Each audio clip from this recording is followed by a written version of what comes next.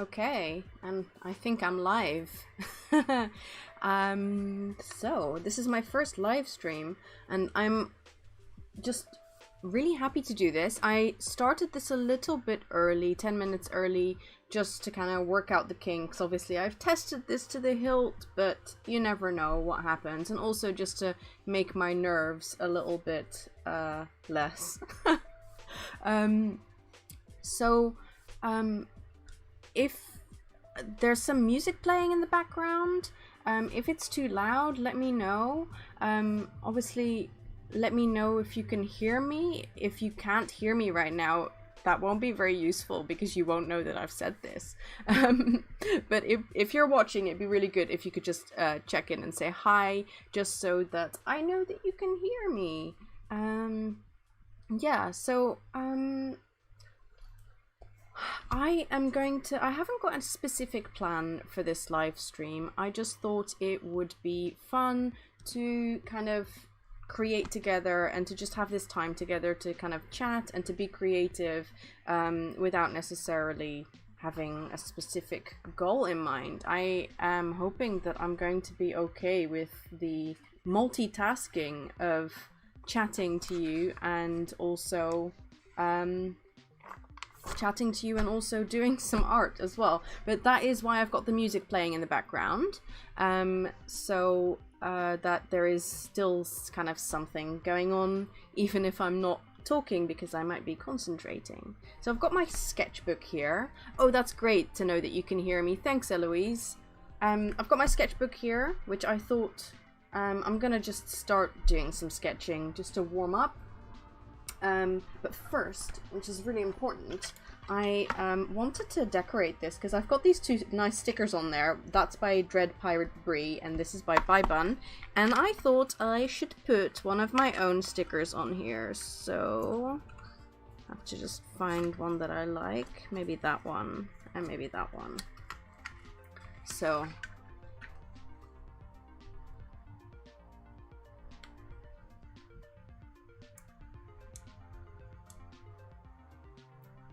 okay, if it looks pixelated, you might need to set the quality of your YouTube video to HD or something. It might automatically go to something else, because the actual stream connection, I'm on like a hardwired connection, so the input coming from me is high res, but I do know that sometimes when you're playing a YouTube video or a stream, it might default to like a kind of a lower quality depending on your connection, but sometimes it does a lower quality even though you've got a great connection. So then you kind of have to help it along and tell it that you want it to be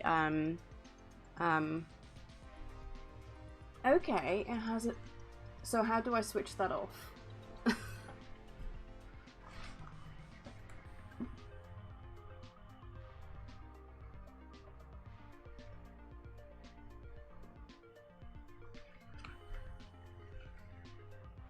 All right.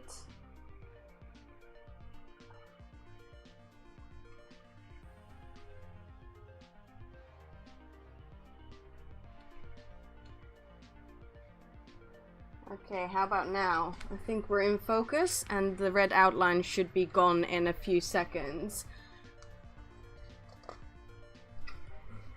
That's my husband over there checking in and giving me tech support. Thanks, babe.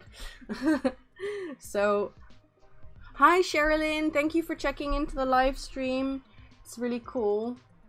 So I'm just gonna start doing a little bit of sketching and just kind of wait for more people to arrive. And you know, if you want to ask me any questions about what I'm doing or even stuff that I'm not doing, other stuff, just, you know, feel free, go right ahead. Tell me also, what are you doing? Are you working on some art? Are you doing anything else?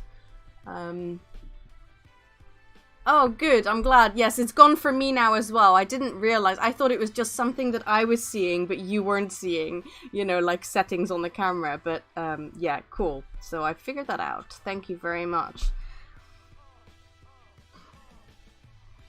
And maybe you could let me know whether you can hear the music, because that's something that I added kind of last minute, and I think it was difficult for me to test whether you could hear it as well. Oh wow, you're in Australia! That is cool. Sherilyn, what time is it over there?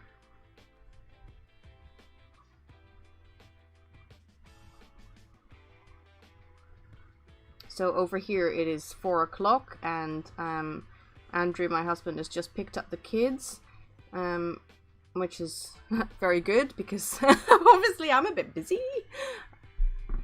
Hi Diana and hi Caro, thank you so much for joining us. That's really cool. I'm really glad that there's already quite a few of you here. I was a bit worried, well, not worried, but I was like, I didn't know if I was going to just have to like talk to myself or like talk to the potential afterwards viewers, or if there was going to be people actually already here. So I'm really happy. That's really cool.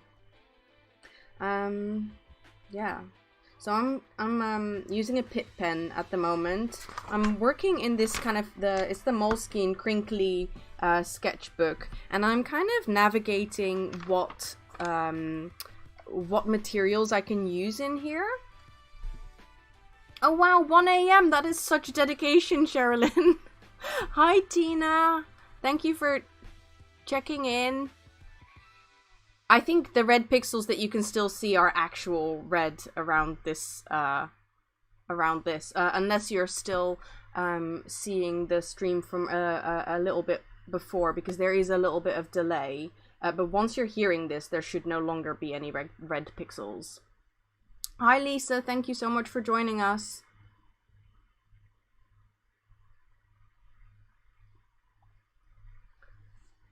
I keep hearing about K-pop, Eloise. You have to tell me what that is. I might just like be showing my age here, but I don't really know what that is or what it sounds like.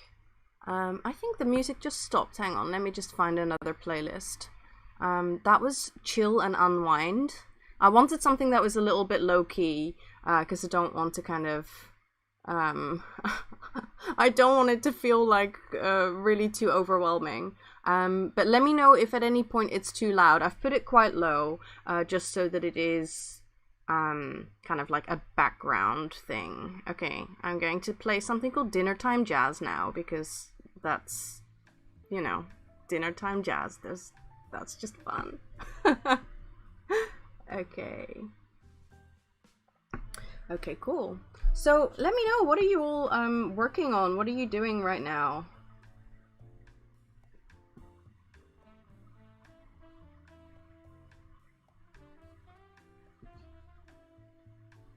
Oh yeah, as I was saying about this sketchbook. I am just kind of figuring out what happens with different supplies in here, because it is you know, these are very thin pages. I'm sure these types of sketchbooks are completely meant for pencil and maybe a little bit of like ballpoint, or, you know, this Pitt pen seems to be working quite well. There's not too much bleed through.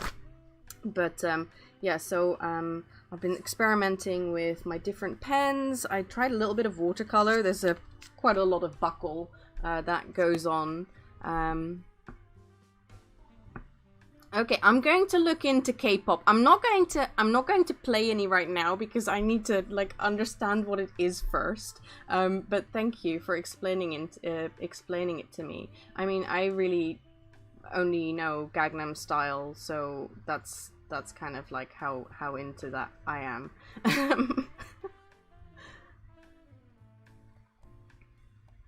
Okay, cool. I'm glad this the music is all right. Yeah, it's been a real learning curve, like understanding how to stream and stuff, but I really enjoy it as well. I love technical stuff, so I am very happy to kind of add to my skill set this way. And I want to just say thank you, because first of all, just for you all being my patrons, and then also because it basically means that I feel kind of supported and safe enough to try things out, because doing this streaming stuff publicly would have felt like way too big a step in one go, and I don't even know if that's something I'm gonna do. It was more something that I was when I was considering setting up the Patreon. There were a few people who said they would really like to, you know, check into a live stream, and that's something that they would love to see as part of the Patreon. So that's kind of where the idea originated, and then I just, you know, it feels really nice to just be able to do this when, you know, when the red pixel outlines were there and you guys can tell me that is just, it's nice to kind of just be able to figure things out and not feel like it all has to be perfect and super professional. Yeah, although I still want it to be quite professional because that's just, you know, my perfectionist nature.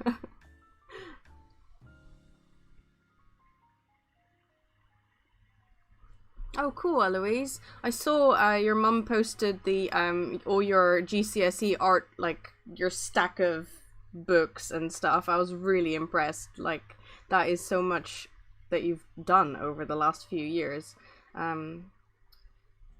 wish I wish I had done that much art when I was at school. I think I was a bit too scared to really kind of get into things and just do loads of artwork.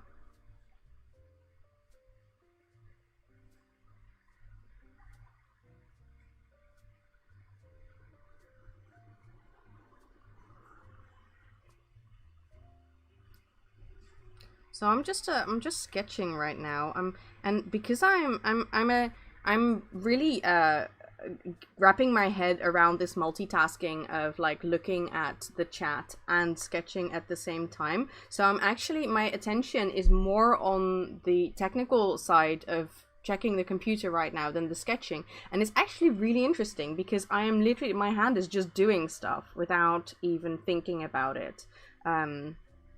And I actually think that's an interesting state of mind to be in, because, I don't know, I am definitely someone who does get into a bit too much overthinking, so yeah.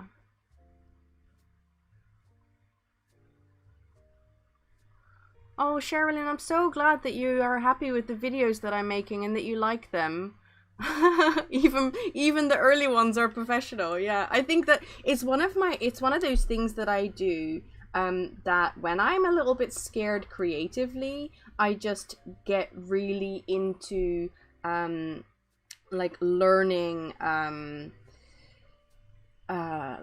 the technical things of things, and sometimes I get into that a bit much to the detriment of basically just being creative. It's I think technical stuff is so totally my comfort zone, so then I just like watch videos on those things and try and get that all right, and then that means that I don't have to, you know, spend time doing scary creative stuff.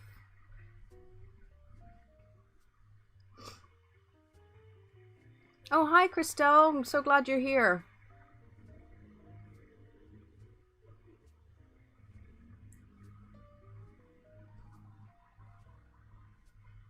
Yes, Caro, I think that might be the case, that sometimes it puts you back. If you join and it was already going, then you might go from the start and you can kind of like drag the little time thingy to the end, and then it would hopefully show you the kind of the live. I mean, live still means there's still like a 15-second delay, which was very fun when we were testing this earlier. Oh, I made myself a cup of tea. Let's see if it's drinking temperature. It is. Alright, I'm going to, what am I gonna do? I'm gonna add a little bit of color now. If there's anything that you would like me to show you, like any kind of specific sketchbooks or techniques or whatever, if you want to like push me out of my comfort zone and say, Iris, can you draw an apple or something, then, you know, well, please don't ask me to do that. But I was actually thinking about that because I have got I've got a coaching client, and she's amazing. Like, she's doing so much work. It's amazing. But I was saying to her, okay, why don't you paint some oranges as a way of stretching actual technical skills, because as much as I am about expression and I really want to help people express themselves in their own authentic way, I also think that practical art skills, you know, it's basically just having a better grasp of the tools that are available to you. So doing kind of practical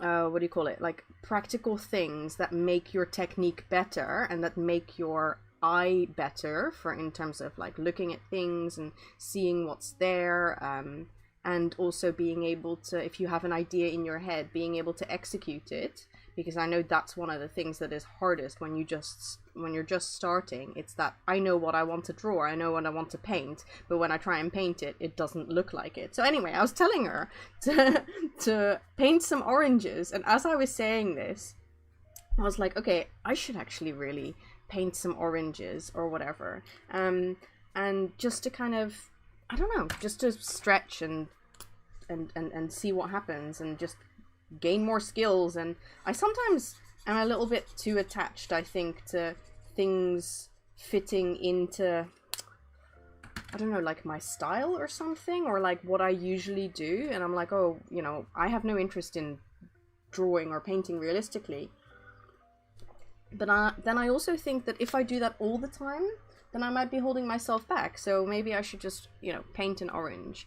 Oh, hi, Tamara, you are actually here. Okay, great. Yes, I will draw oranges. I am gonna do it. I'm gonna get some oranges from the supermarket. And also this comes into, I put them up behind me. I don't know if you can see very well, but the a few sets of paintings I made the other day, and I got out my my Pyrrole orange and my Diarylide yellow and this primary yellow, and all of these bottles were actually in a bin. If you watched my video in which I did my my art space clear out, these went into the donate box, and then I put the donate box off to the side, and I said to myself, okay, I want to put the donate box off to the side for a few weeks, just in case, you know how when you get rid of something, you don't want to, like, a month later go like, oh my goodness, I really need that blah blah blah, and I got rid of it. So I've had it sitting outside the door, and I haven't been able to get rid of it. So the kind of the 2 weeks turned into, like, what has it been now, 5 months? But then I knew I had these oranges, and I was like, I mean the orange colors, and I was like, okay, I'm gonna get those out and just slather them all over the page. Or all over the painting. And then, like, magic happened, because orange is definitely not my color. Yeah. Okay, I'm just gonna read the chat for a second. Hi, Carolyn. I'm really excited you're here. Thank you so much for joining. Yes, comfort zones, definitely. Stretching outside the comfort zones. And yeah, that is just really important to me. And, like, sometimes your comfort zones are there to kind of protect you and kind of, like, help you survive, and then at other times you gotta deliberately push past them, and, like, really good things can happen. Oh, Diana, you're doing the 5-step process of using inspiration from my recent video. I'm really glad to hear that. I'm really glad that was a video that that you guys found helpful. Sorry, I don't mean to say you guys. I'm trying to wean myself off the use of you guys, but it is so ingrained in my psyche that, like, you'll have to forgive me.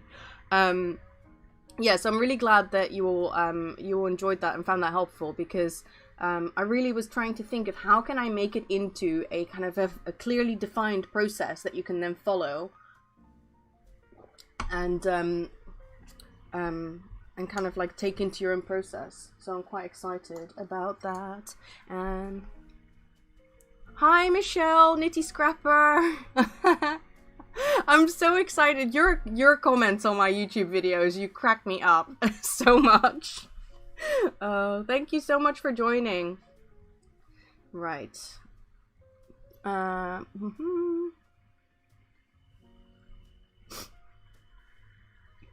Oh, Christelle, I'm so happy that you're finally in your art studio. That is so cool. I'm really glad to, like, be facilitating that your art making, or the fact that you're actually in your art room. And that's what, like, whenever I watch live streams, I don't watch live streams very much, but when I do, that is literally what I use them for. It's because I feel like sometimes I just need someone else to be there with me, because sometimes it's really difficult to just, like, by yourself go to your art space. Oh my god, I really dislike this.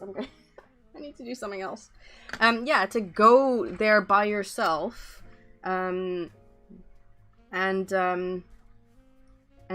do it by yourself. And then it's so nice if someone else is just kind of making it a low-key hangout, or, you know, just then it doesn't feel like it's filled with so much pressure.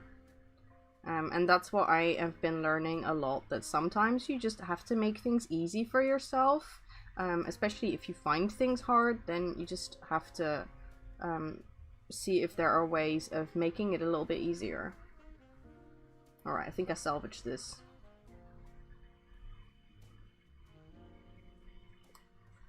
What's wrong with you guys? Well, it's guys, and I know that guys is used as a gender neutral term, but it isn't actually gender neutral. So I'm just trying to be a little bit more what do you call it? A little bit more aware of that. And that doesn't mean that I think it's wrong when other people use it. It's just something that for myself I have wanted to be a bit more aware of, because it is something that would sit wrong with some people, and I just want to be sensitive of people for whom you guys would feel like that doesn't apply to them. And also 95% I think of people who interact with my art and follow me are women, so which is kind of funny, although understandable as well. So yes. I'm glad you're glad of the company. That's really nice. Right, what do I want to do? Actually, I'm just gonna fill this page up a bit more. I really enjoyed this really thin, the really thin, what was that? Is this one, a 0.1 fine liner. I'm really enjoying these kind of scribbly lines. Right, there we go. I didn't know what I was going to do, so I've got a whole stack of art journals here, just so that I've got loads of options of what I can kind of grab. I might break out the paints in a minute.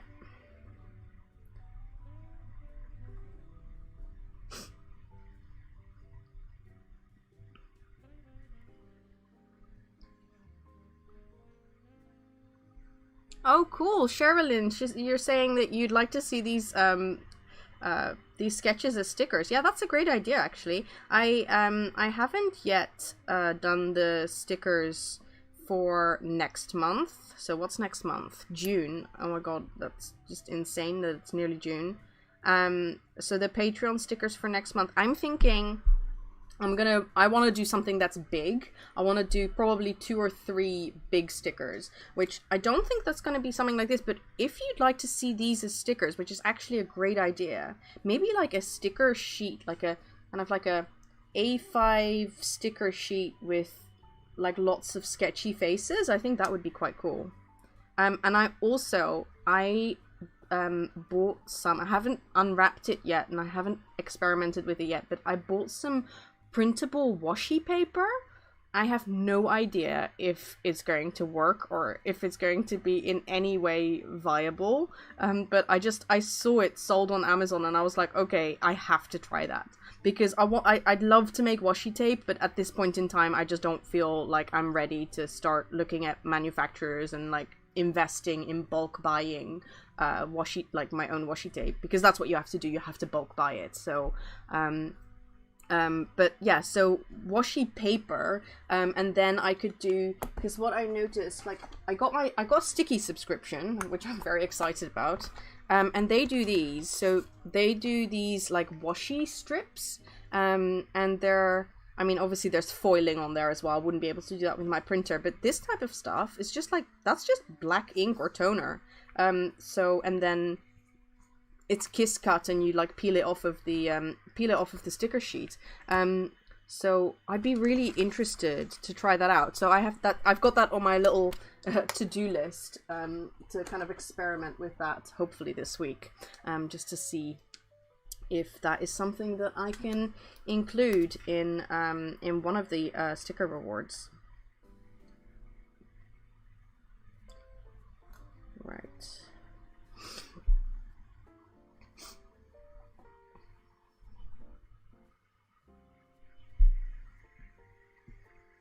Oh, Christelle, that is such a good point as well about the type of paper. Yeah, so it could be like coloring in stickers on matte sticker paper. Oh my god, that is such a good idea. That is, I need to make a note of this because I am going to forget otherwise.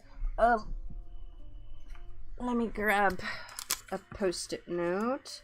So scribbly faces, stickers, and coloring in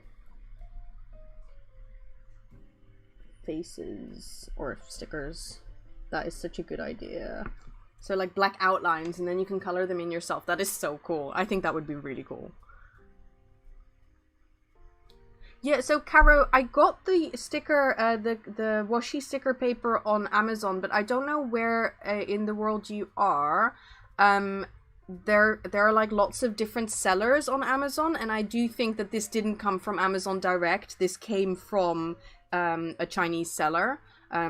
Although it came, like, it was supposed to arrive like in June, but it arrived really quickly, so I don't know what happened there. It seemed as if it was just being shipped from the UK, but I think it was supposed to come from abroad.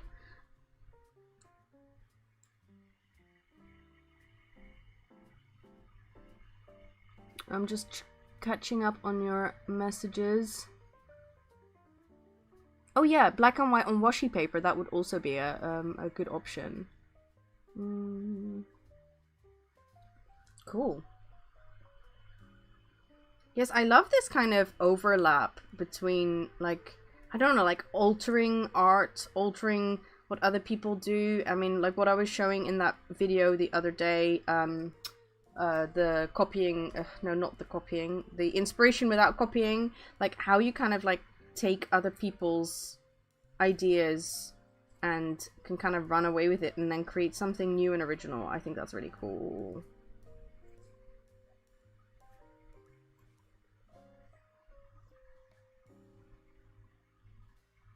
Right, I've got a few more spots to fill in.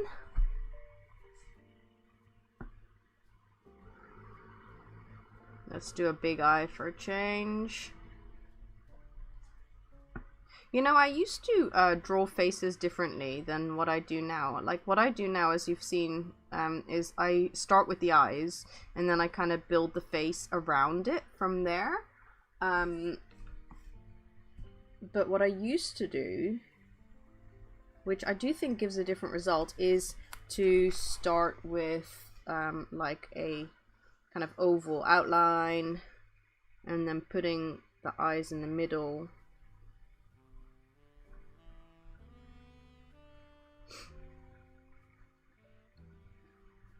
And then putting the features in at the right kind of positions. And it's funny because you get such a different type of face. Like, it's much more symmetrical, and also like much more smooth, because when I draw the outlines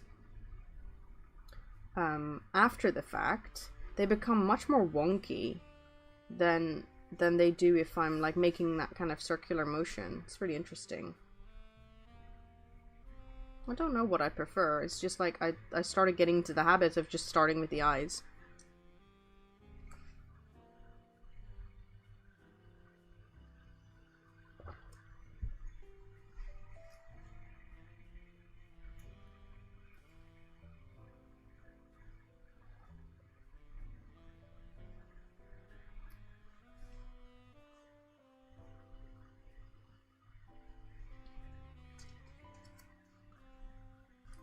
Right, I think I'm done with this this page. I'm gonna move on to something else. I had a lot of fun the other day when I was kind of experimenting with some got all these things still here. When I was experimenting with some multitasking. When I was experimenting with acrylic paint and like heavy body acrylics and these really kind of bristly brushes, and I think I want to do a little bit more of that, and maybe I've got this here now, this garish orange, so it's gonna go. Oh, actually, let's put some protective cream onto my hands.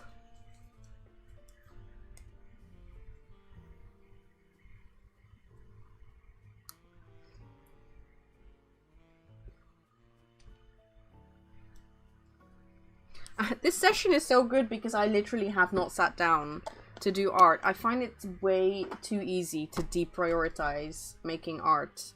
Like, I really need to I need to just put it in my schedule. But I mean, this literally counts as putting it in my schedule.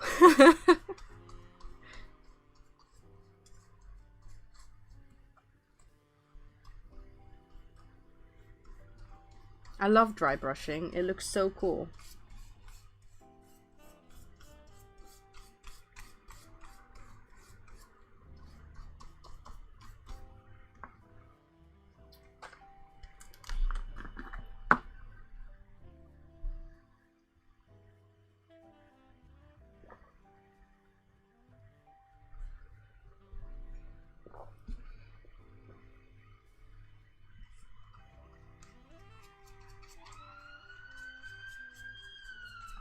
I do sometimes feel like I'm too impatient. Oh, I do apologize for the noise. I live in central London, and we get lots of ambulances and sirens and stuff. And then people revving their engines as well. Also, it's like a cornucopia of unpleasant sound. But at least at the moment, there are no roadworks. I feel like we've had a year of roadworks out here, so at least that is not a problem at the moment. And I think this microphone is not too bad, actually. It's like it's quite good at blocking out extra sounds. This brush does lose a lot of hairs.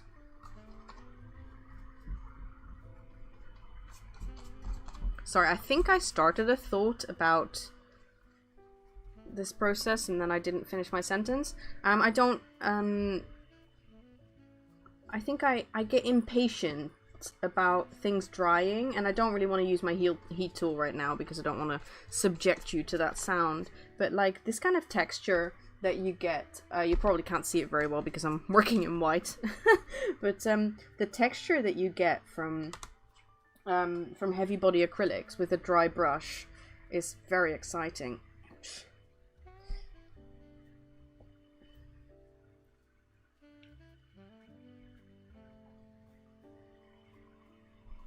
It's funny, this orange, I regretted for so long buying it because I was like, I thought it was a terrible color. As in, it doesn't fit into my art style at all. But then when I just started with it the other day and like I created those backgrounds and then I started working on top, it was like wow, okay, so this is what that's for. And it was also, I was inspired by, I think it was a lesson on Creative Jumpstart, where I don't remember who the artist was, but they put a solid background color and then they painted their landscape scene completely on top of it. So most of that background color was actually gone in the end, but instead of little bits of white paper peeking through, it was this really, I think it was orange peeking through, and I thought that was such an interesting concept.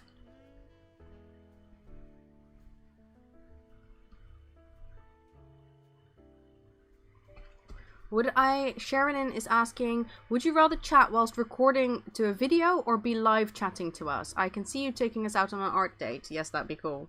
When I am recording my videos, and especially if I'm showing an intuitive process, I find it very hard to talk and do at the same time.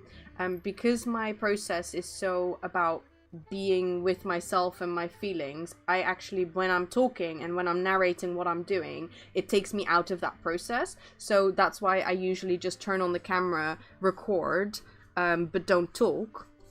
And then I do a voiceover afterwards, because that works much better, and I make art that I'm much more happy about, and then afterwards I can kind of say like, oh well, this is what I did, and you know, this is how you can do that kind of thing.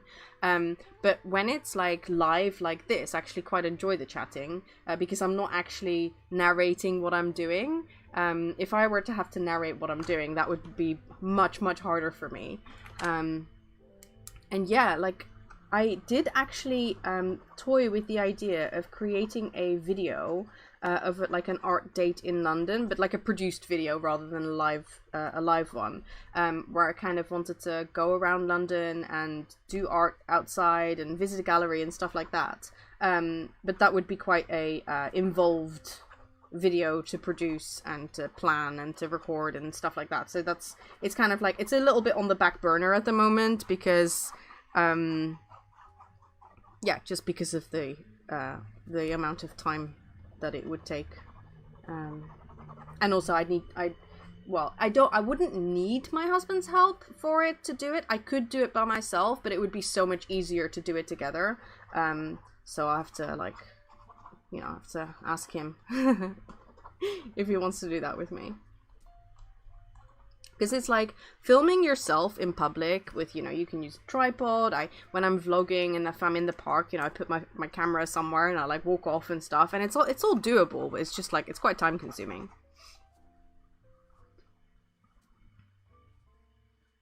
Oh yes, I can show you the pictures behind me. I put them up specifically for this, because there's this ugly caddy and it was just like so ugly, and I was like, okay, I need to put something there. These the pictures of these are scheduled to go on my Instagram over the coming days. Let me just pop this away for a second, and let's just, might not have been the best idea to put blue tack on it. All right, there we go. So these are, I started with a with like an orange and yellow, like these colors that I just showed.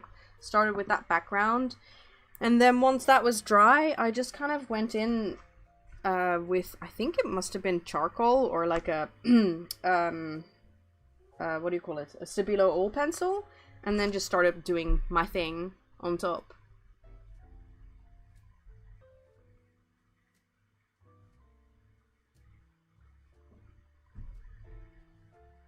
Oh, that's nice, Deborah. You're working in orange too.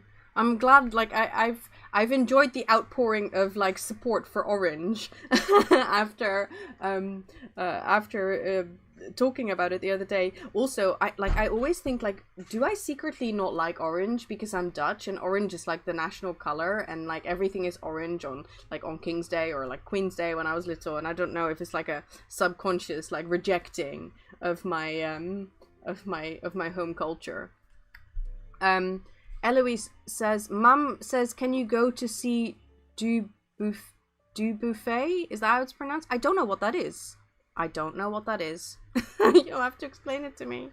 And thank you. I'm so glad you like these. I'm really happy with them too. The process was crap. Like, oh my god, I just felt terrible whilst I was creating these, not because of what was happening on here, but I just felt terrible. I think it was just a process I had to go through. I don't know, but I love the results, so that's good. Diana says, do you ever recreate something on a canvas or separate paper that you first created in your journal? That is such a good question, and I do know I have that option, but I don't, and it's because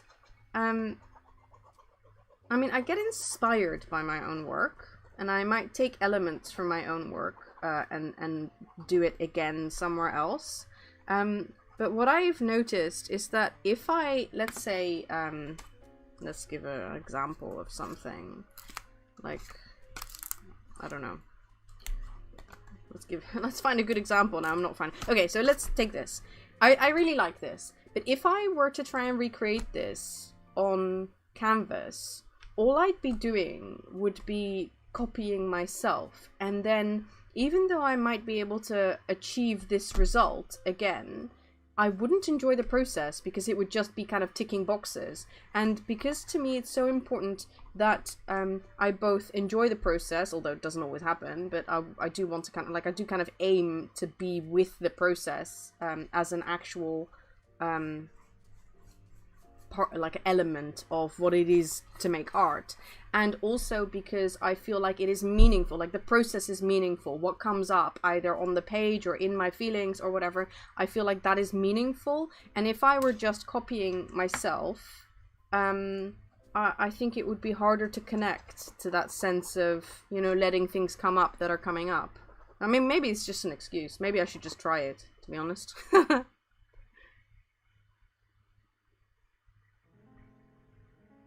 Thank you, Christelle. I'm so glad you like them.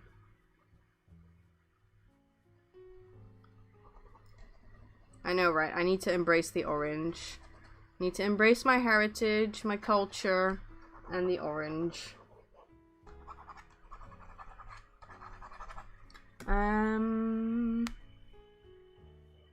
Oh, it's an exhibition at the Barbican. Oh, great. Oh, I'll have to look that up. Okay, I'm going to add it to my, I'm gonna add it. My post-it note disappeared. Is it still in the sketchbook?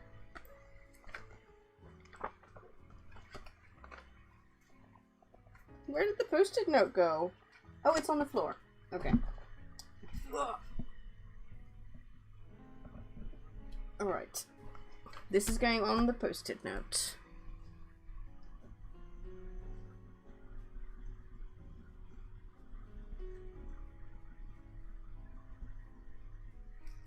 Yes, oh my goodness, I'm gonna have to get used to, like, actually being able to do things again.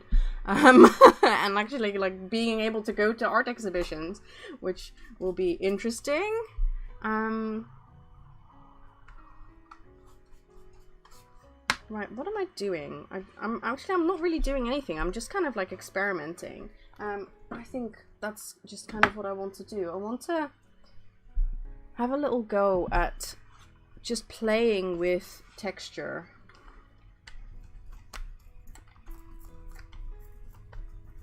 Because that's something, when I look at other people's art, I always love it when people create lots of texture and that kind of really raw and layered texture. And usually it also includes a lot of white paint.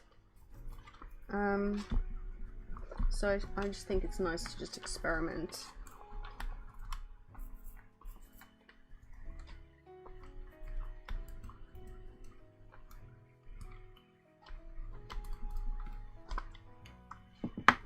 Like, I feel so intimidated by this orange because it's so outside my comfort zone. Like, I don't know what goes with it. So I'm like, oh, shall I add fluorescent pink? I'm like, does that go? I don't know. We'll see.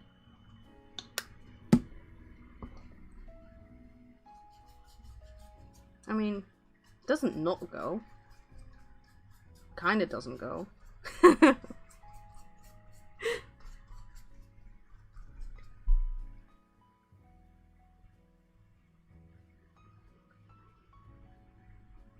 Oh, Cassie, that's such a good point. Like, I hope I pronounced your name right. To recreate your own stuff, but in a kind of like being inspired by yourself way, rather than a kind of direct copying. Yeah, I think that is kind of how I like to work too, and I really want to I want to encourage myself to do that more, actually, because I so often get into this mindset that I somehow have to keep reinventing the wheel every time I sit down. And it would be nice to just kind of like, I don't know, like at the start of an art session to just start looking at my own art and go like, oh, you know, that element I want to do something with today. Like, for example, this sticker. Like, I do really like these circles around the eye. And like there's a word under the eye. I do quite like that. Purple loves orange. Oh, great, because I don't really use purple much either. It's interesting. Pink, purple, and lime green. Pink, purple, and lime green. Cool. Oh yeah, grey and black with orange. I am totally with you there. It's such a nice kind of like a popping color that way. I want to do more like kind of grey and black and white work as well. I just keep distracting myself with other things that are not making art. So what am I gonna do? Lime green. That was jumping out at me. I want to do lime green. I don't have... I mean, I have this. It's not exactly lime green, but it's green.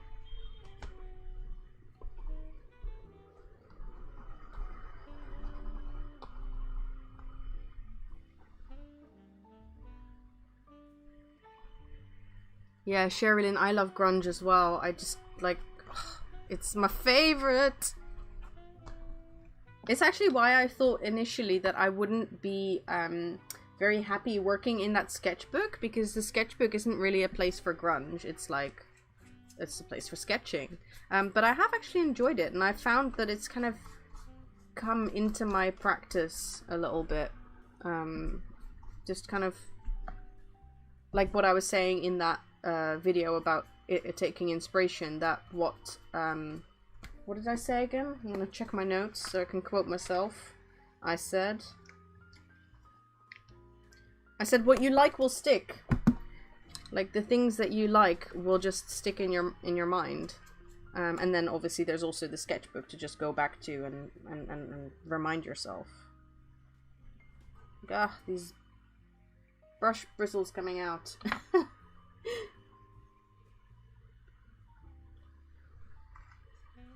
Right, I'm gonna throw some red at this now, because I want to.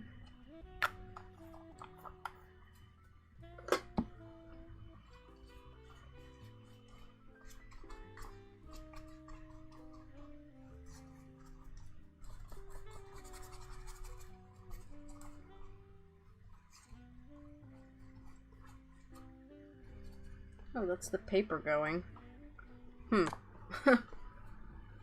Sorry, paper. Threw too much at you.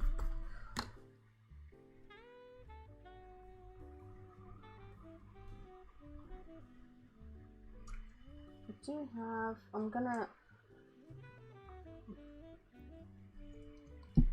I don't know. Let's see. That's purple. I've also been wanting to do some color mixing. I'm actually... This is a... Where's the water?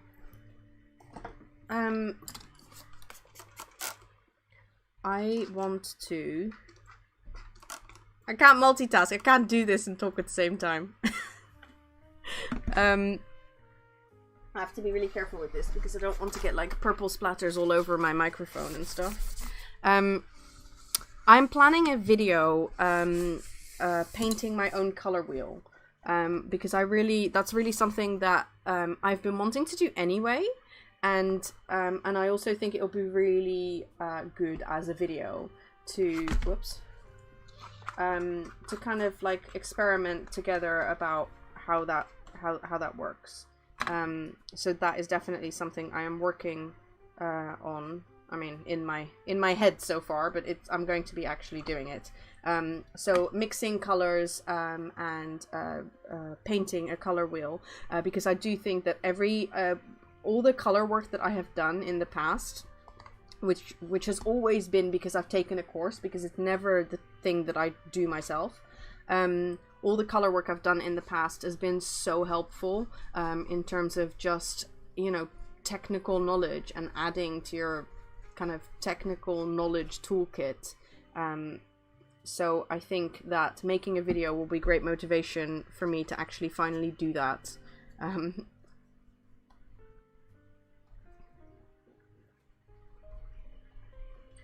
Okay, I'm gonna leave this now. I like the splash of purple. I really quite like this. Interesting. This is so, like, I don't usually use these colors, so it's really interesting. I'm going to put this here. Let's see, what am I gonna do now?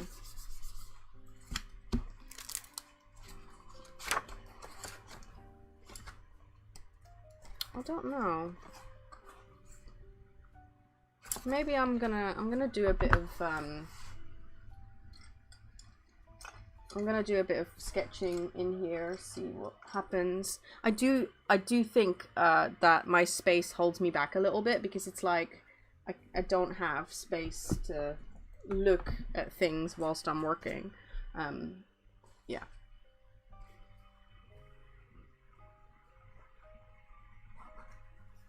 I need to sharpen this.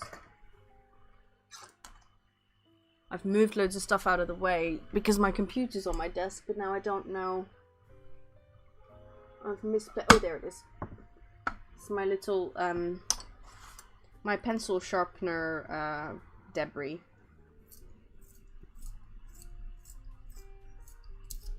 There we go. Right, I'm gonna just drink my tea because it's getting really cold now, and I'll just be drinking cold tea otherwise.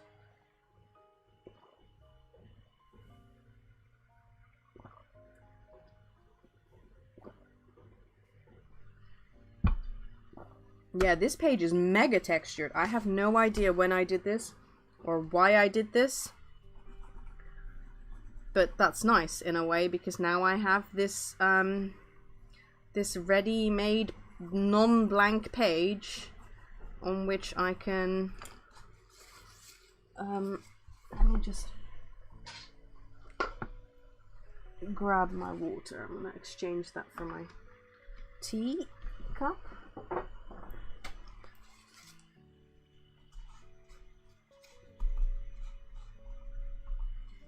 Right.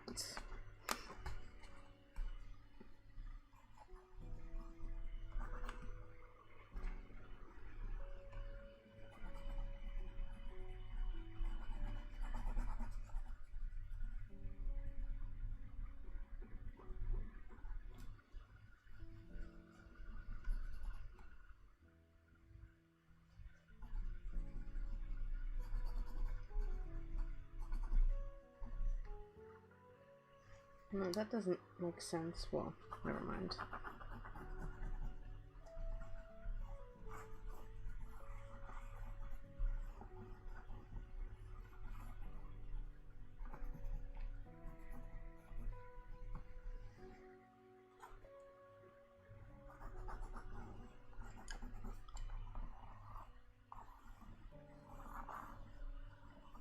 I also think that it's like, it's so important to make lots of art and to like not hold yourself back from creating bad art. And I think that is sometimes, that is like one of my downfalls. It's like that there's this, I mean, this pressure that I put on myself, like nobody else puts it on me, of that when I start doing something, it somehow has to be good.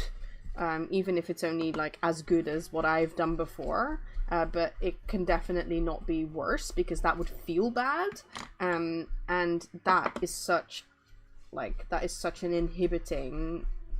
inhibition to put on myself, but it's just what happens. Yeah, so that's definitely something that is quite difficult to let go of.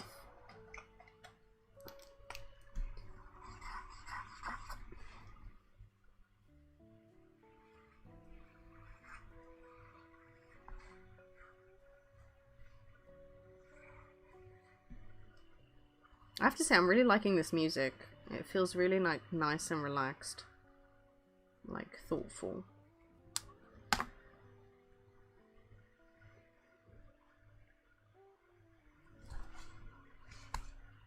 Every time I am painting right now, all the faces I'm doing come out really elongated, and I don't know why. It's just what seems to keep happening.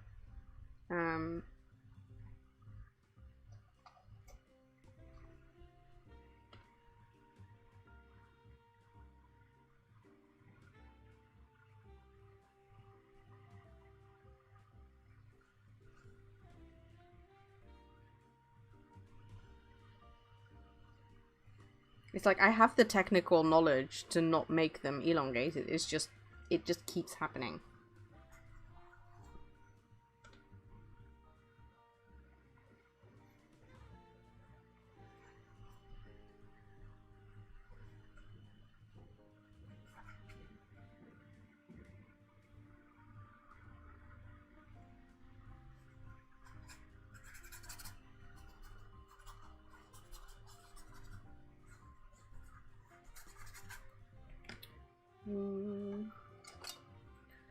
Right, I'm going to do a bit of scrubbing of paint.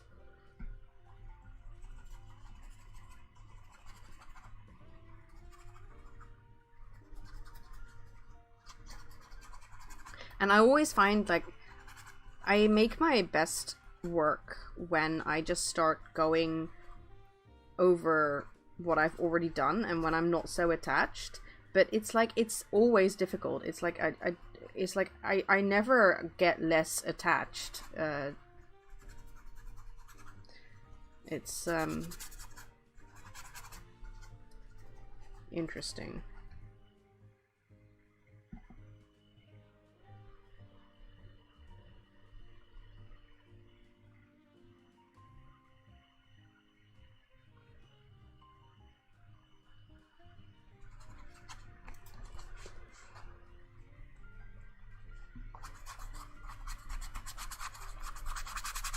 Right, so let's come in with that purple again. I quite like that. And it's also like, I really just have to trust that, like, I can just do anything, and then if I have an idea later, or if I don't like something, then I can, like, adjust. Like, to not really feel like everything is so set in stone, you know?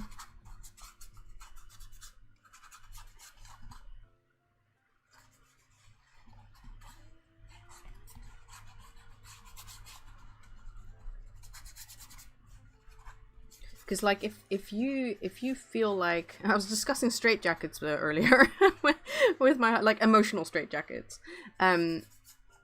Like, if you feel like there is only one option and you can't try anything, then you're not free. And, like, feeling free is a great feeling.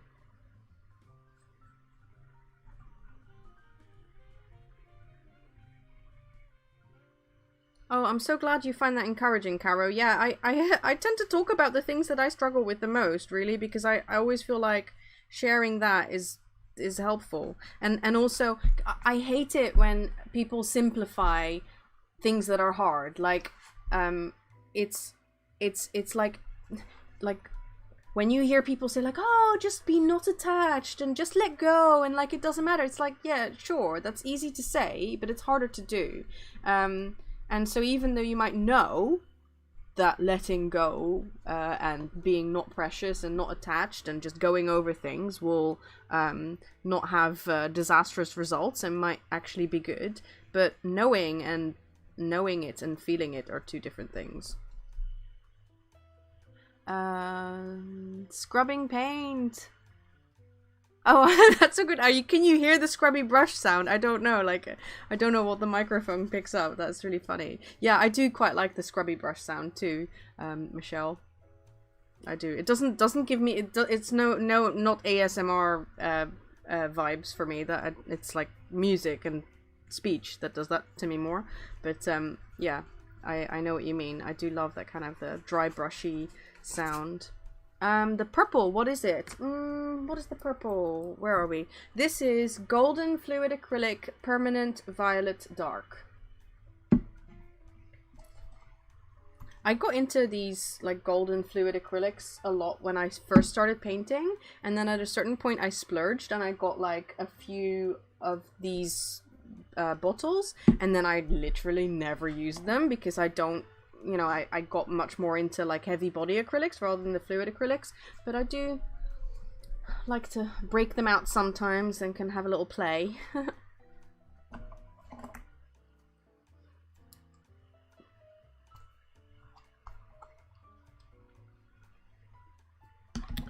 Right, let's go and do this.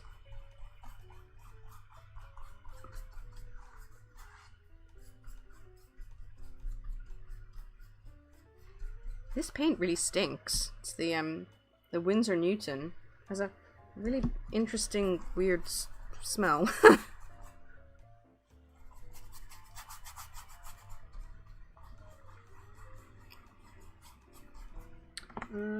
Oh, my new tool, my new little toy.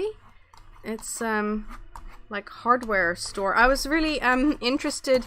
It's Amanda from Amanda on Instagram. She uses one of these, so I was like, okay, I want one of those, because it's so cool to discover tools that don't cost a lot, and they often make the best textures and stuff.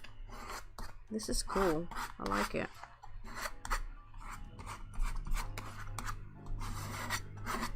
I hope you like the sound, because that's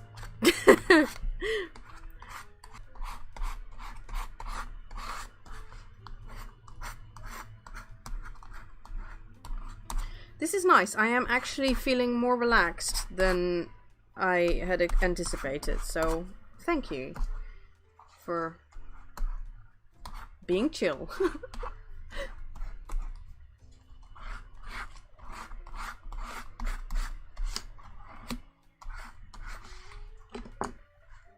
And also, it's just so nice to have this kind of non-deliberate kind of way of working, because I really feel like I'm just kind of on autopilot.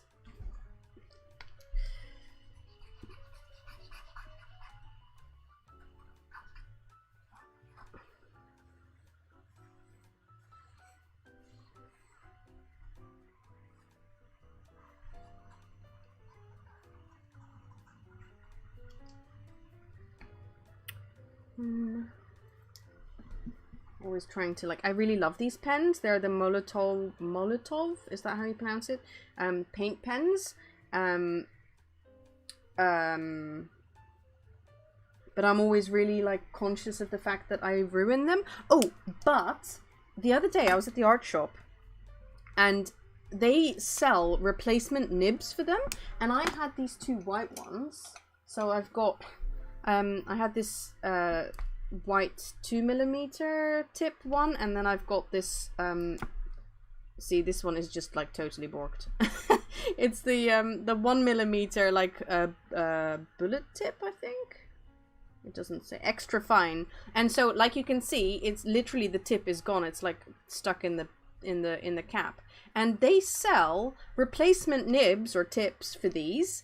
And when I replaced the tip on that one, it was just like it was having a new pen. It's amazing.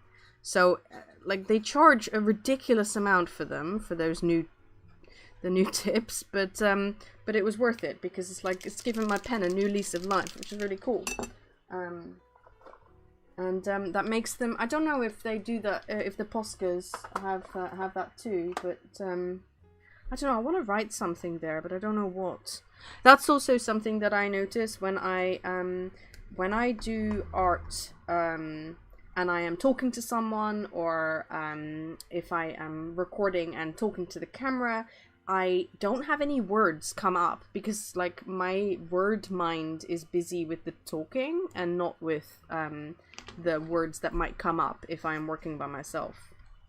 So although funnily enough, when I watch other people's streams, it's kind of like you can kind of mentally check in and check out. So to the stream, I mean, so there's sometimes you're like interacting with what's happening on the stream, and sometimes you're interacting with what's happening, you know, yourself on the page or in the painting, and I quite like that. So it's like, it really helps me. Anyway,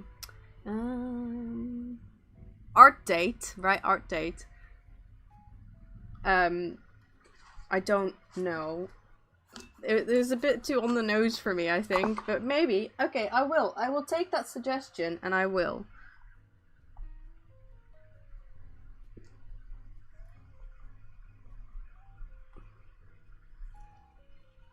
There we go.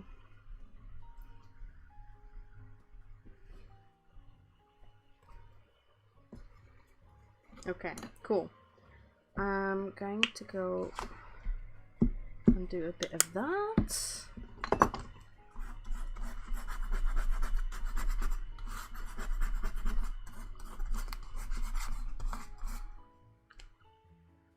as a present for my paint tube.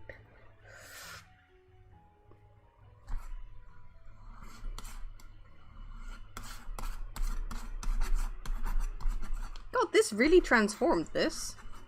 The whole, like, it was like a mess of colors before, and now it's like blue and purple and fluorescent pink. Cool.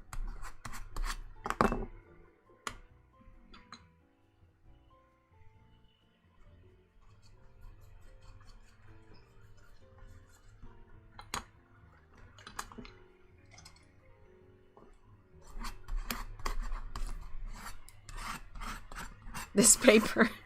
I think I'm gonna like be scratching off this paper in a second. This is a Sea White of Brighton journal, and I love them because they're cheap. Like one of these, I mean, this is one that I got from my friend Marike, but I think these, if you buy them blank in the shop, they're like, I don't know, they used to be £1.25 or something ridiculous like that. Which is like, what, like that's like $2 or something. And they're pretty good, like they stand up. Like I'm joking about the fact that the paper's gonna rip, but it hasn't yet.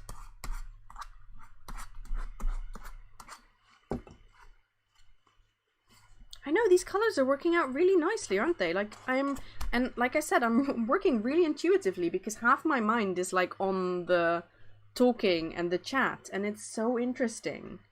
It's so interesting what comes out when you like, I don't know, like,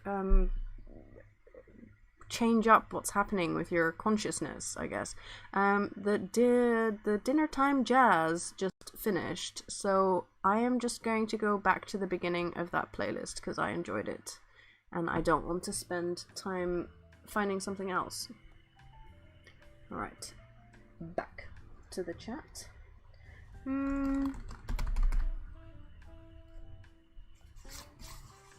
Okay, I have no space on my desk. I have this I have a gouache color that I want to do that put on there, but like I literally have no space to put the box, so I'm just gonna do something else. I'm going to maybe this one.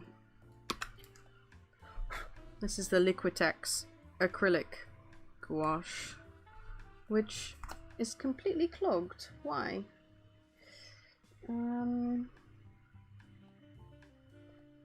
It's really dried in the... See, they should have put like where there should be like a thingy, like a plastic thingy in the cap that automatically goes into the nib so that it doesn't get clogged. Because now I don't have anything to unclog it with. I need a paper clip, but I don't have any paper clips here, I don't think.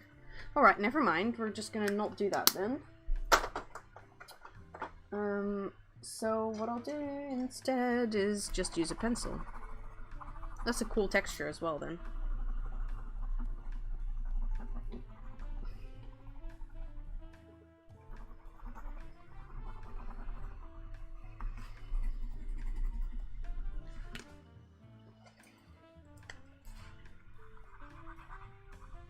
Oh, I'm remembering that lime green suggestion. I don't know if that is even relevant to this page, but I just saw this marker and I want to... I'm so glad you joined, Michelle, that you used your lunch break to join us. I'll see you again soon. Bye. Yeah, I know I can unscrew the black part underneath, but like I wanted to come out of the nib. Oh.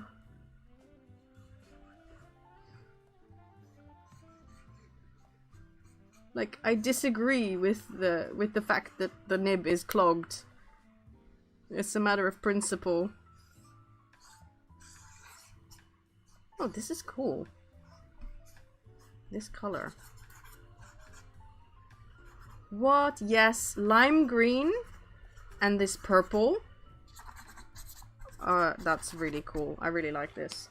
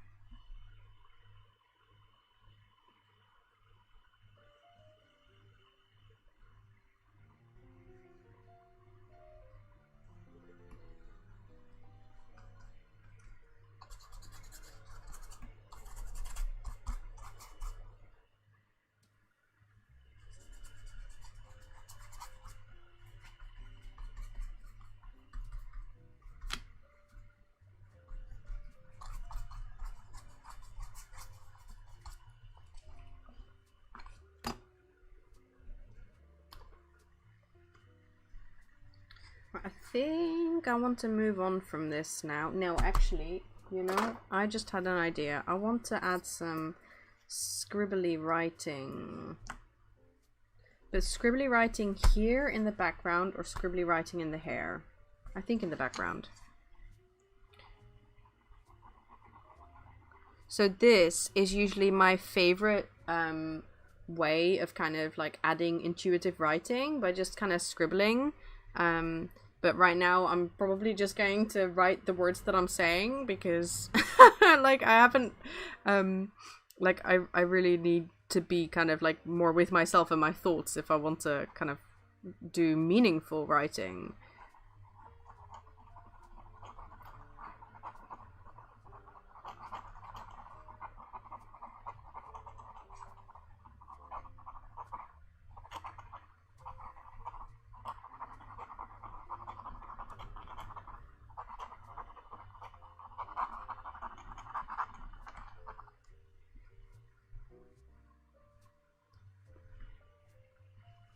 Yeah, this could be a sticker.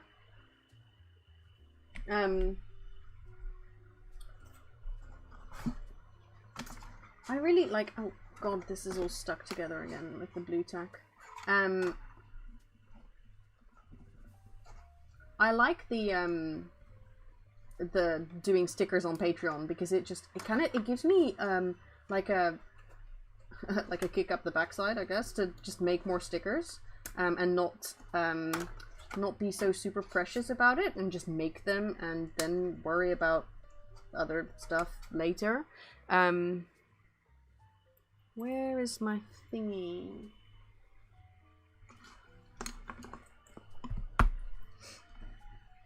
Oh, there it is.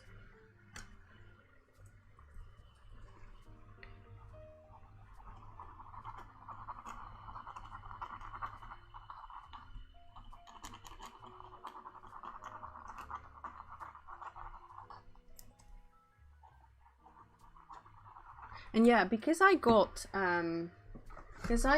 this really nice sticker from Dread Pirate Bree, I was like, I really want to do some stickers that are big like that. So big but die cut so that they're like the nice shape. Yeah, that was exciting me. I can't do this and talk at the same time.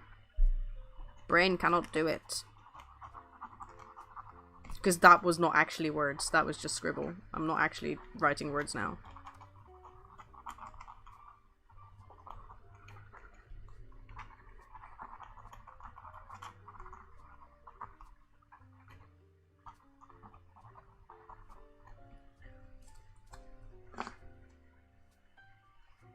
Yeah, I was thinking that too, Eloise, that the orange background ones would look really good as stickers. Maybe like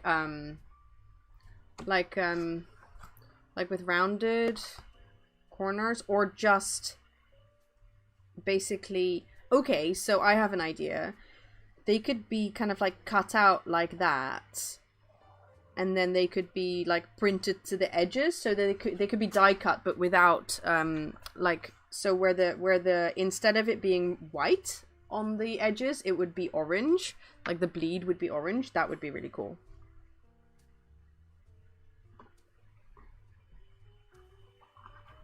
Maybe I'll do a poll before I do the stickers for next month, so that you guys can choose.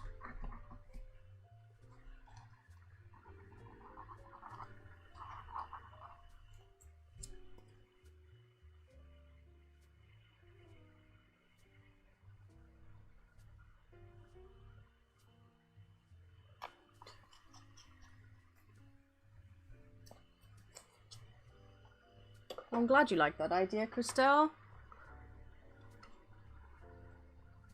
I'm keen to do like interesting things with stickers, like rather than just keep doing the same thing but with a different piece of artwork every time. So yeah, I just so many fun things to do, like so little time.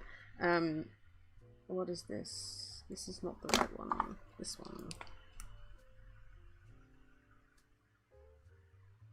But that's actually, like, that's not actually true when I say so little time. It's just this feeling I often have. that there isn't enough time, but then, like, who says stuff needs to be done on a certain schedule? Like, I mean, there are things that have actual schedules and that need to be done in a certain time frame, but I often notice that I put time frames on myself for things that don't need to have a time frame. Right, I think... Like, I'm looking at the viewfinder because I always find it interesting to see my work through the viewfinder, because it does definitely look different than when you're looking at it, like, maybe it's the angle. And it can sometimes, I don't know, give me ideas or kind of magnify something that would be cool to do. Or, I don't think that made sense, but it's okay. I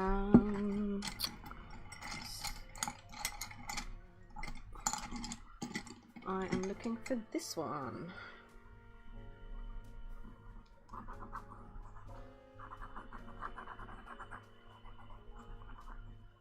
I love this dark blue. It just, like, it goes with everything.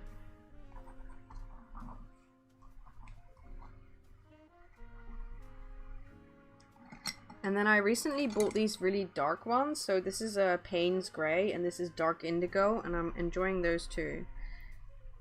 But what annoys me is that we don't get Prismacolor. Apparently, I heard in someone else's vlog, I heard that they don't ship or supply outside of the US, which, like, that explains a lot, because they are just, like, really hard to get here. I mean, you can get them on Amazon and stuff, but then you have to buy the big sets and stuff, and you can't buy singles.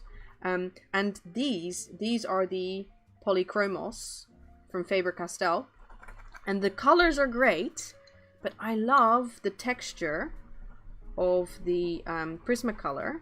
It just goes on so much easier, especially on mixed media. And the Polychromos, whatever, they just don't have the same creaminess. Let me just read. You love how this is turning out, Carolyn. Thank you so much.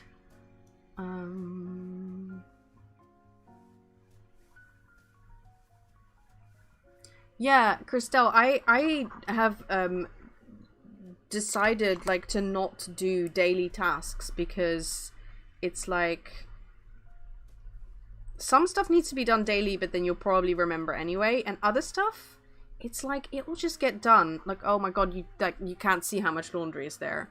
I think literally every single piece of clothing that we own has been washed and is clean and dry. It's just not put away, and it's embarrassingly sitting behind me. But, oh my god. I just don't want to. Thank you so much for joining, Tamara. It was really nice to have you here. I could cut a sticker in the letters of my name with my art within it. Yes, that's really cool. I hadn't thought of that. That's really cool. I will take that. I will ponder that one. Yeah, the Caran d'Ache, I think those are the ones that I found the other day when I was, I mean, I don't know, I'd have to go and look at the birthday art haul vlog. I think, I saw those pencils at the shop, and they were really creamy, and they were also £4 per pencil, I think, or 3. I don't know, it was just really expensive, but I might splurge at some point, because but to be honest, if I'm gonna spend that much money on one pencil, I might as well just buy Prismacolor and get them shipped from the US. Like, I think that would probably actually work out cheaper. Oh, hey Alex, thank you for joining. And Prismacolor, yes, on eBay. Yes, I have bought some on eBay before, a very long time ago, so I need to check there again. Okay, cool, that's really good to know that you've managed to get them there. Because have I tried the Arteza Premium pencils? Oh, you prefer them to Prismacolors, Crystal. That's really interesting to know. Okay, no, I haven't. I was actually, when I got sent the stuff from from Arteza. I actually asked them for the pencils, but it was kind of like, it was either between the pencils and the gouache, and so I went for the gouache. But no, I should check those out. It is the only thing that that puts me off, I guess, is the fact that you have to buy the big box, and there will be like loads of greens in there that I wouldn't ever use. But then I guess I could always give the stuff I don't use to my kids to use, and I could just like pick out the colors, because I do like the idea of having like that really big box of all the colors, because then you're really, you know, you're set.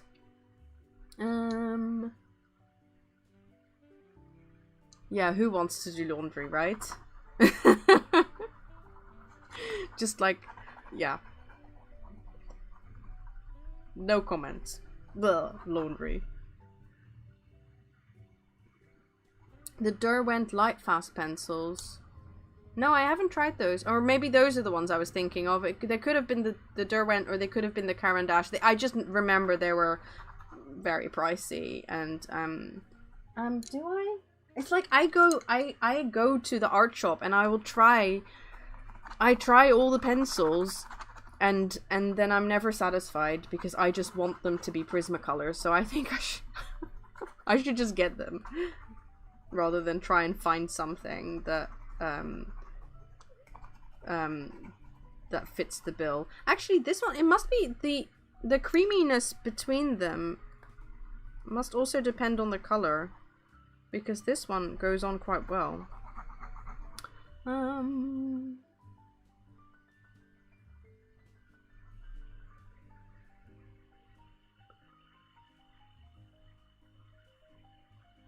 Okay, so the Arteza are cheap. Okay, that's cool. That's probably, now that you've said that, I'm probably going to, the next time I need retail therapy and I want to like buy something for myself, that's probably what I'll get then.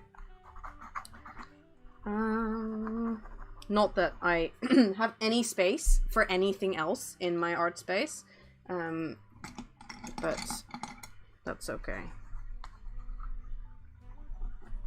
I mean, I have space, it's just like, all the space that I still have left is inaccessible space, so... Oh, I'm glad you're happy with your work, Caro. That's really nice. Yes, sometimes it's good to have like, to have your brain in two places at once so that you can't like get into that overthinking mode too much.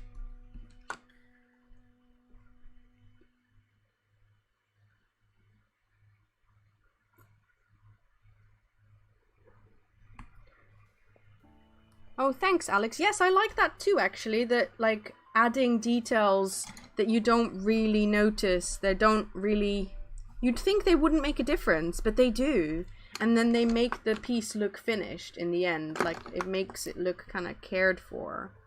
I think I learned that from Tam, from Willowing, that, you know, like you want your spread or your art piece to look cared for and finished in the end, and that even when you have like a really kind of quick and slapdash style as mine, you would notice if this was only one layer. It just wouldn't look as textured. Caro asks, can you buy the Arteza pencils a la carte? No, I don't think you can. I think they probably do sets that are like they do a smaller set maybe of 30 or 50, and then they do a really large set of like 120 colors, I think. I don't know, don't quote me on that. I might have my numbers wrong, but no, they don't do singles of any of their things. I think they're really interesting, Arteza, because they kind of straddle the line between like cheap and crappy supplies, because they're not crappy. Their supplies are actually pretty good, but they are not artist grade. So I think they occupy a really interesting and place in the market that was actually not being addressed by many other brands. I mean, like, you can get student grade stuff from the big artist brands, but it still tends to be fairly expensive. And I think that Arteza are just kind of capitalizing on this like you just get a big batch of things like that. Art, the gouache set that I have, it's like a massive box, and like I said, I didn't pay for it myself, but I don't even think it's that expensive. It's like, you know, for what you get, and then it's like it's pretty good quality. Like it's not artist grade. That is, you know, I mean, I think they say premium on them, but that shouldn't be, that can't be translated with artist grade because they're not, but it's pretty good. Oh yeah, £18 for 48 pencils. That's not too bad, actually. That's pretty good. Okay, so I might get the 48 pencil set just to have a go and try them.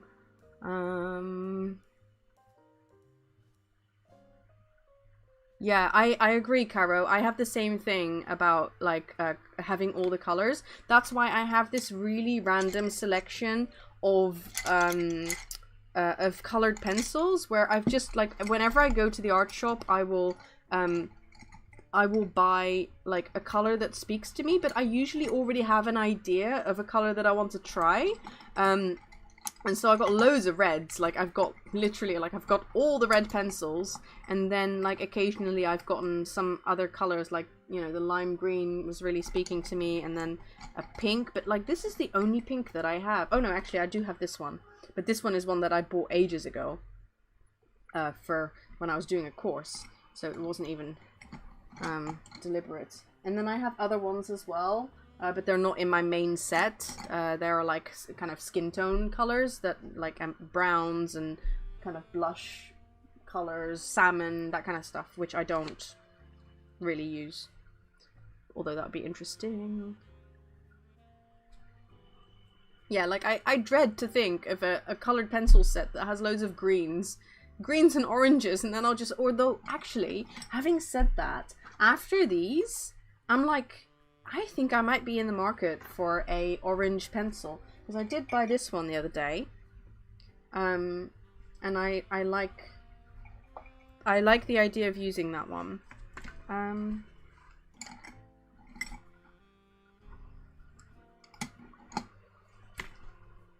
Right, I think I'm gonna pop this one away now. Let's see, where are we? I have been streaming for an hour and a half already. That's like, that's not bad. So my plan is to stream for another, I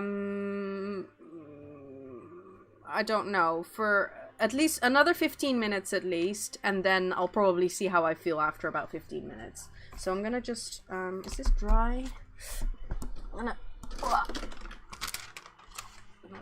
one of these in there. I think I'm gonna just come back to my sketchbook for a minute, actually. I'm gonna pop my brushes in the water. I've tried to take care of my brushes, but I'm really terrible, which is why I never use my expensive brushes. Oh, I bought a really expensive brush the other day. I keep saying, like, I bought this the other day, I bought that the other day. It sounds as if I'm spending loads of money on art supplies. I bought this Winsor & Newton Series 7 sable brush, which I am, like, really trying my best to take care of. So I'm going to be, I was using it somewhere here, I don't remember. I was using it here, I think, just like practicing doing lines.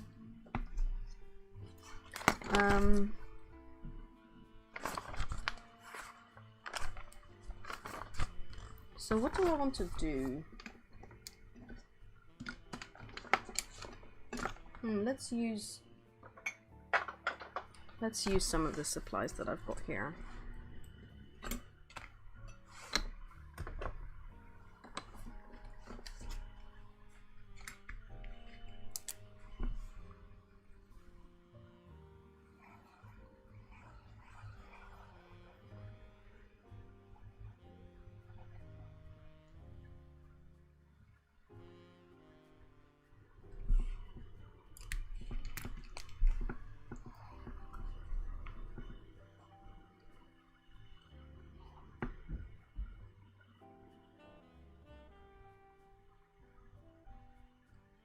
Also, one of my favorite ways of using colored pencils, but I have to be bothered, is, it's what I did on these, actually. It's once I'm kind of done with the main, like, the main gist of whatever it is that I'm doing, I put a layer of,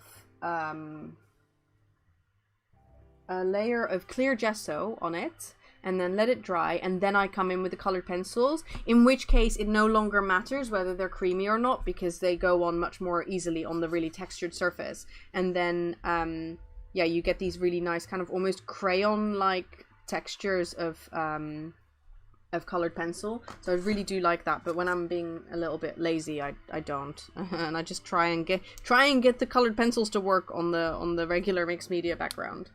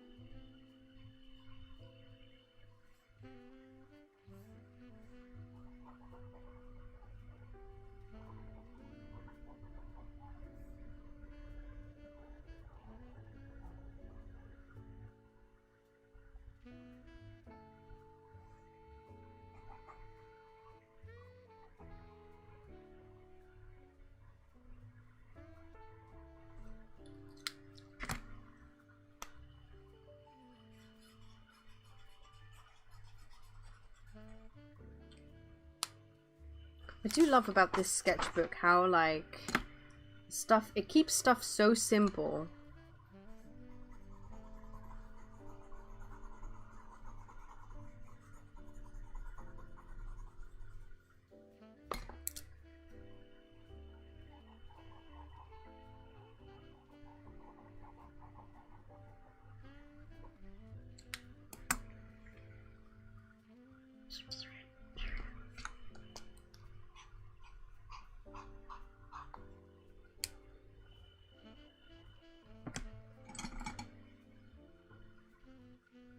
Oh, did somebody talk about the Derwent Pro color? Because I have them.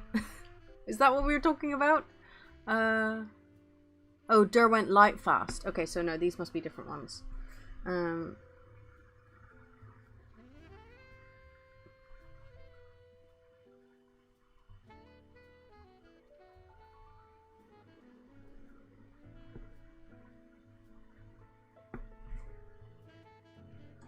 what's this? Gold Faber by Faber-Castell. See, at one point I went into the art shop and I like bought all the red pencils because I was trying to find something that would match up to my crimson red Prismacolor. But nothing compares. Nothing compares to this pencil. It's my favorite pencil.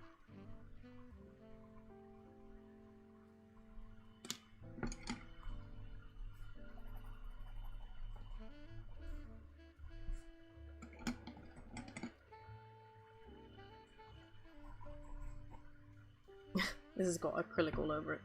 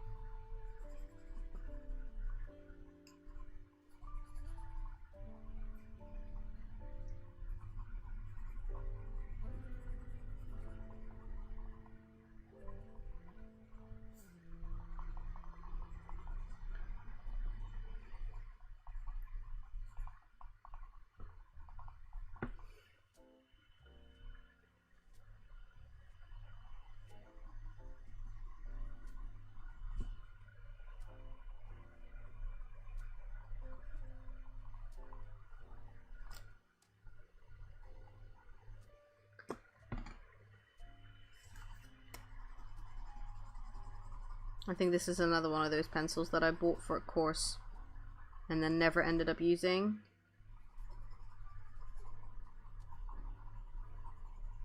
Until now.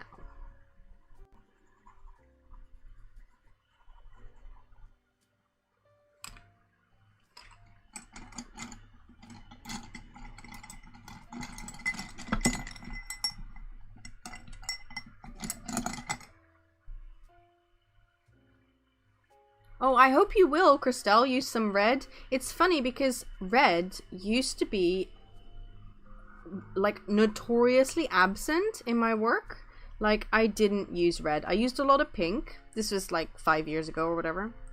I think red just felt too, like in your face, like the color of blood, and you know, like such a strong color. It's really like, it's like a very unapologetic color, and it's a very noticeable color. And so I never used it.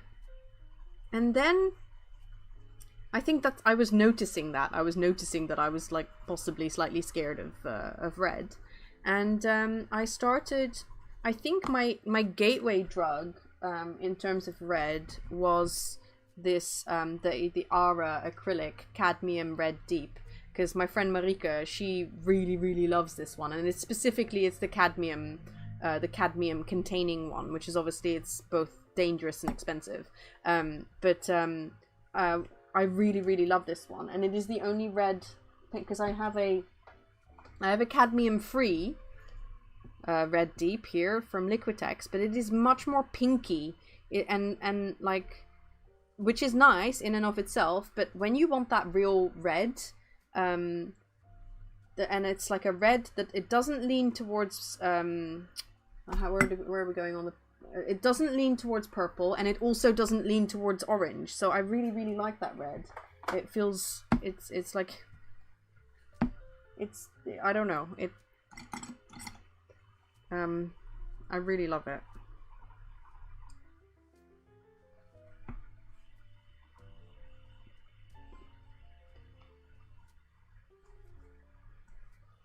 Wow, I like what happened here. That was like completely not deliberate. Like, I couldn't come up with stuff like this just by thinking about it.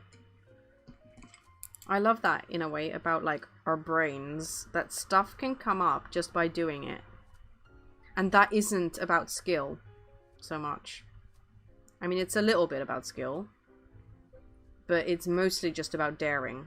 Because like my kids make amazing art, and it's not like they're not skilled artists. But especially the younger one, Zephyr, he isn't scared of just drawing what he wants to draw. And so then it becomes really interesting.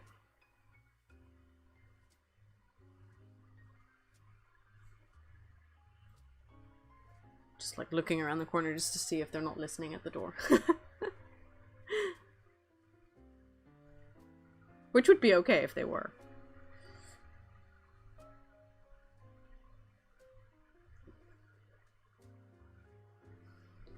Oh my goodness, you put your paint in your tea. Yes, okay, classic. That is, I mean, it had to happen to someone during this session, I think. Oh my goodness. This is why I use these old CD spindle cover things, because they cannot be mistaken for a cup of tea.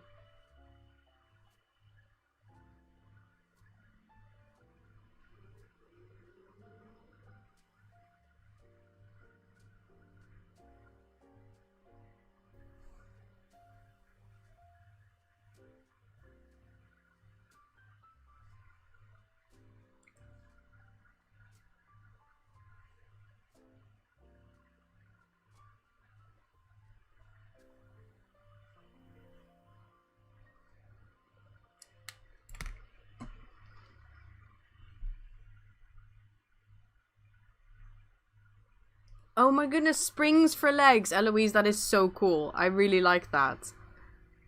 Like, from what age are they? I remember when Zephyr was much younger, like when he was 3 or 4, he had this really interesting style of drawing people, and the legs would all be like, so like there would be like a head here, and then the legs, there would be a body here, and the legs would be about that long, like the rest of the page, and it was great. And I used to like draw things in his style, which was funny.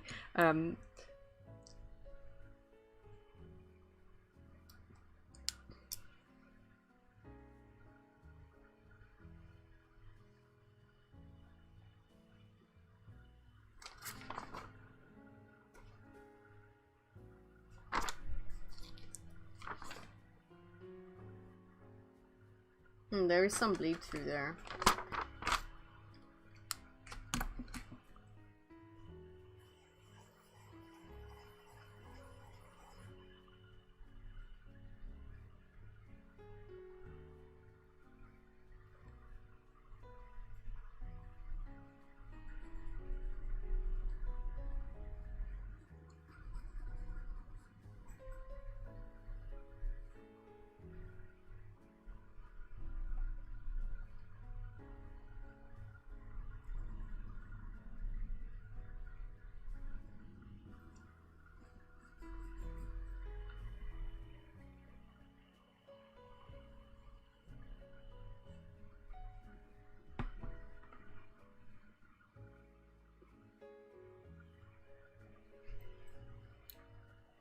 Oh wow, that's so cool. So you've basically been exposed to art from 9 months old. That's so cool.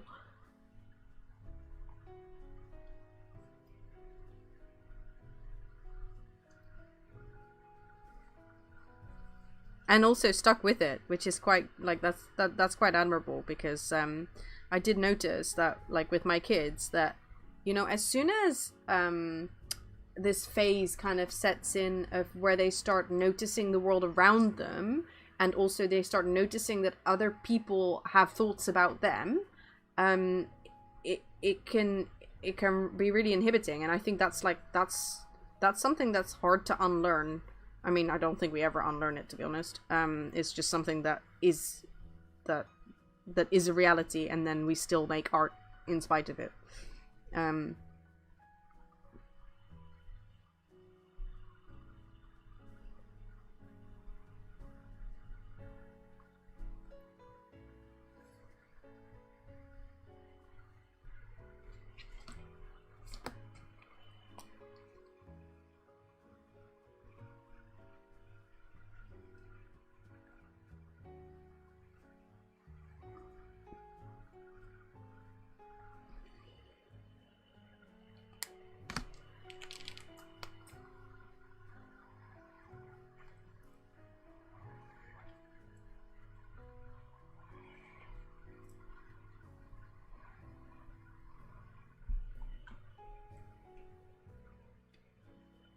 Interesting.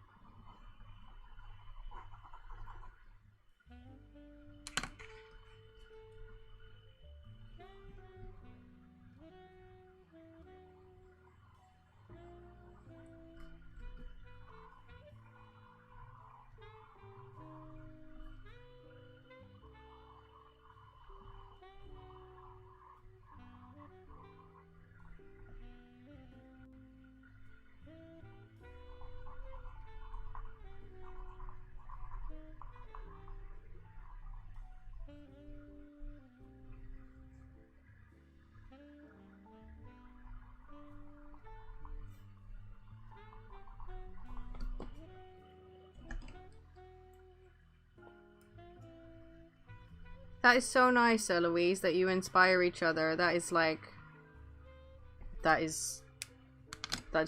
just makes me emotional. Yeah. That's really cool. That's really nice to share.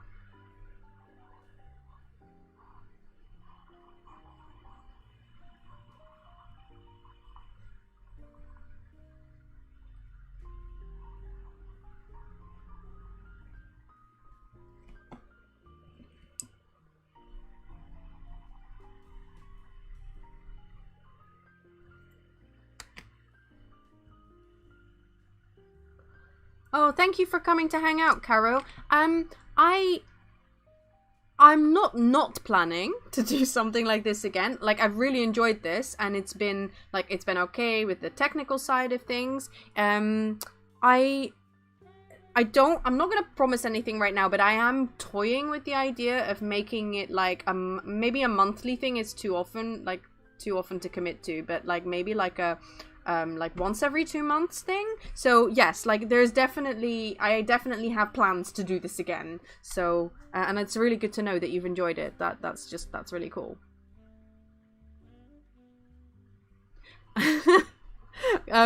Christelle, you are not the only one obsessed with stickers. I am so obsessed with stickers.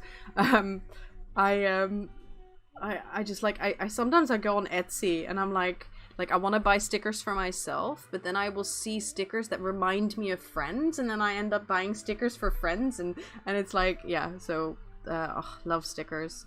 I think I need to make more stickers. Like, I think I get into this mindset where everything has to be really professional and everything has to be like a set and like very well put together and designed. And I think I might just like need to embrace the ad hoc, like just turn it into a sticker and then just like pop it up in my shop and see what happens. I don't know. Yeah.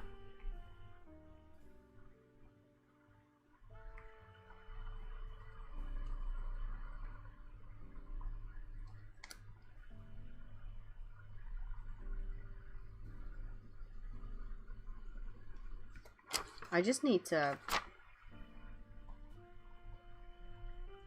make more stickers.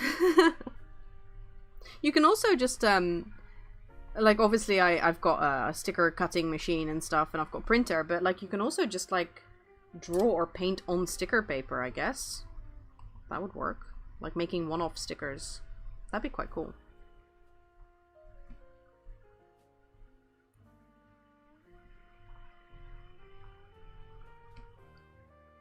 Yeah, these colors, they work really well. I like it.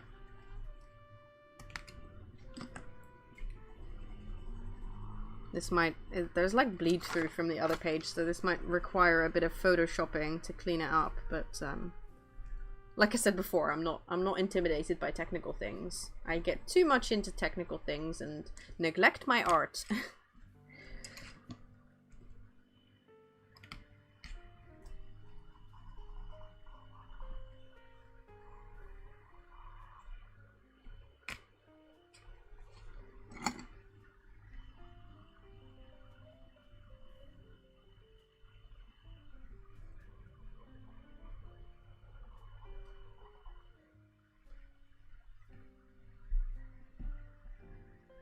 Right, so I am going to wrap up this live stream very shortly, mostly because I have a backache and I need to get up and move and do some stretching and stuff. And I also, like, you know, the more boring reason is that I need to go and start cooking dinner soon.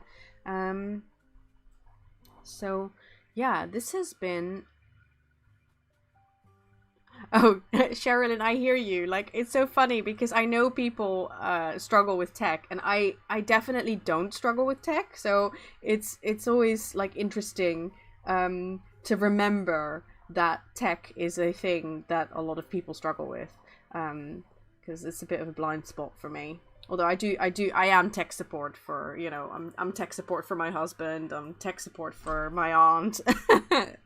It's funny. Yeah, so thank you all so much for joining. This has been really fun.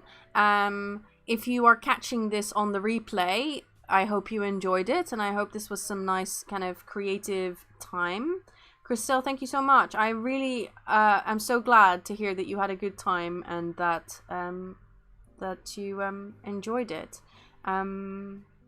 Yes, let's see. What else do I need to say? I need to put the caps on back onto my paint so they don't dry out. Right, yes, so if you joined live or on the replay, I would love to know what you thought. I would love to know if there is anything that you would like different next time. I would like to know if you want there to be a next time. And yeah, just give me feedback. That will be really appreciated. And thank you all so much for joining. I hope you have a really good rest of the week.